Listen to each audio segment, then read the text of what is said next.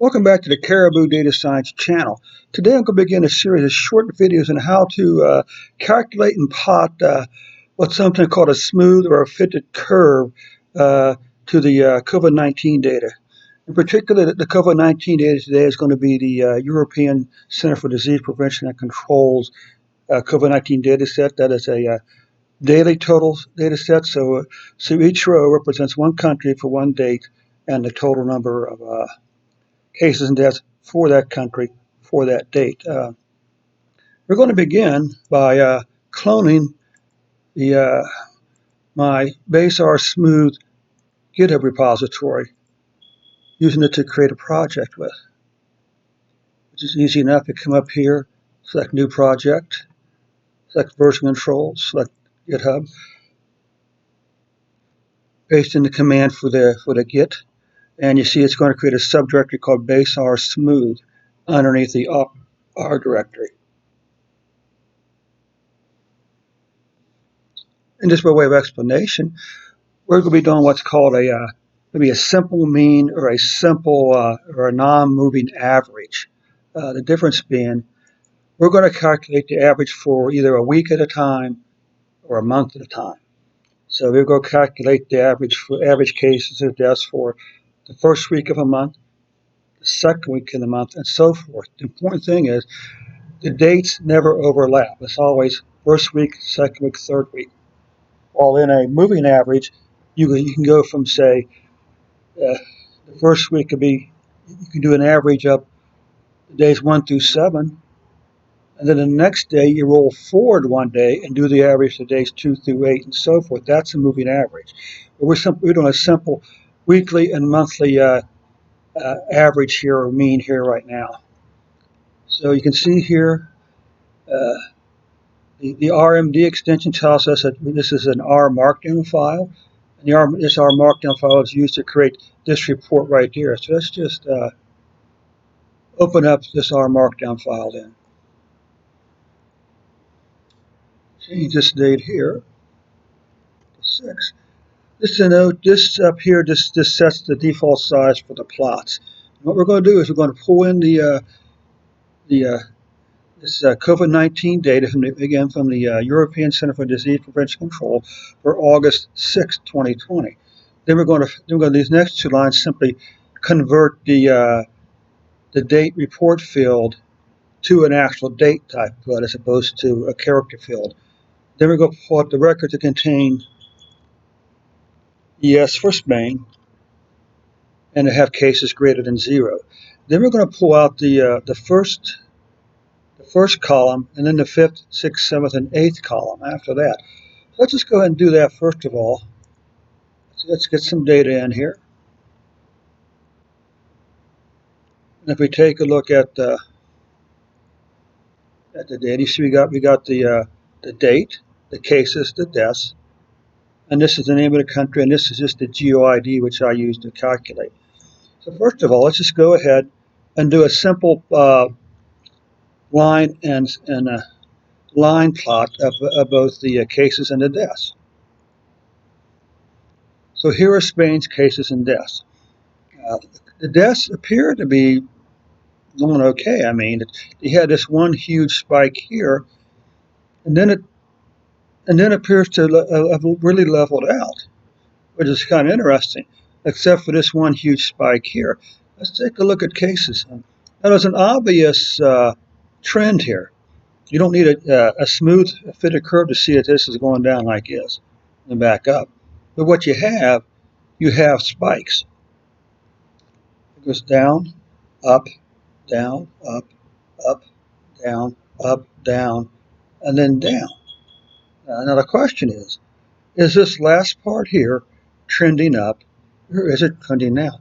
And this is where the fitted model comes in. It eliminates these, it averages out these spikes. And the code I'm using right here actually comes from Molly at the rlog.com website. So all she did with this code is she's using the askDate function with breaks to create a month date and a week date. Now we're simply going to create an aggregation by week. We're going to create a weekly mean of cases and a weekly mean of deaths. So let's calculate that. Now let's do a plot of cases first. Now we can see, it's pretty smooth out. It took a little bump here and there, but you can see that it's still, while this is increasing, it is smoothing out these spikes.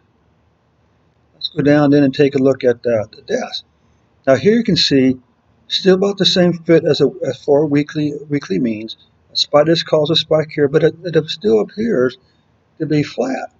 And if this is correct, then that means this spike in cases isn't translating at least as much till deaths. So now let's come down, let's calculate a monthly mean for cases and deaths. Same function, except now we're using a month date factor against the cases, and again the mean. Now, one point, you can use any function here you want to. You can use a mean, you can use a median, you can use a max, you can use a min, you can use a standard deviation, you can use whatever function you want to. Let's just do this now. Let's just take a quick look at the monthly mean cases. So here you can see the monthly totals, the monthly means. Let's take a look at the weekly total. Now you can see for each week there's one line, there's one mean value. Right? That's what that little code there does for us. So now let's plot the monthly cases. You can see it smooths it out even more, but you can still see a trend. But here the upward trend starts here back here and goes up, but it's still trending up. Let's take a look at this. Cases now. Still the same thing. One spike, which reached at its height about maybe 900 cases a day, followed by a smooth. Okay. Now we looked at Spain. Let's go back and let's generate the complete report for the U.S. All we got to do is change the ID. Now let's run the code.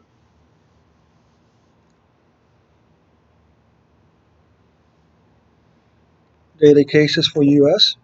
You can see that sort of the first peak back in April, the huge spike right here, and you can see that it did decline. The cases did decline, but not really that much. And now we're in the midst of the second case. You can see a little volatility here. It goes up, up, up, down, down, down, up, down, up, down. So what's this section doing here? Is this section here continuing this trend upward, or is it trending down? Same with deaths. Spike back in April, a decline in cases here down to as low as maybe 250 or so, and it appears to be increasing here. It's almost back to half of what this average was here. So now let's take a look at the smooth version. First, the daily cases with the weekly smooth. You can see it follows it pretty close. We actually had a double peak here, followed by a downtrend, followed by up. Now this is saying that cases is actually declining, which is interesting. Let's see what happens the next couple of days in the U.S. Now we have the weekly mean deaths. Again, single peak with a gradual incline here. What monthly numbers? You can see the monthly numbers actually give us the same story almost. It's not just a much coarser version. Up, down, a peak again, and now with a decline in cases. What about deaths?